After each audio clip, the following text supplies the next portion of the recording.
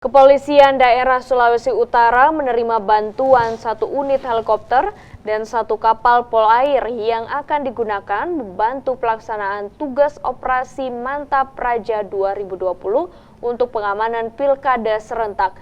Helikopter jenis Bell 429 Global Ranger ini merupakan helikopter Korpolairut Baharkam Polri yang disiagakan selama tahapan pilkada serentak berlangsung. Bantuan diberikan mengingat kondisi geografis Sulawesi Utara yang memiliki 3 kabupaten kepulauan dan menjadi provinsi yang juga menggelar pemilihan gubernur.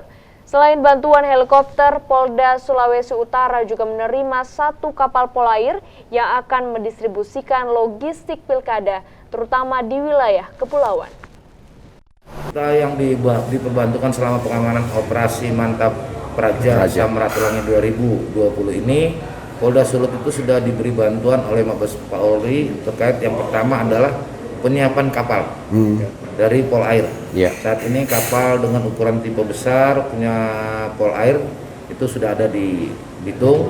Nanti siap akan kita gunakan untuk membantu mendorong logistik pilkada. Kepulauan.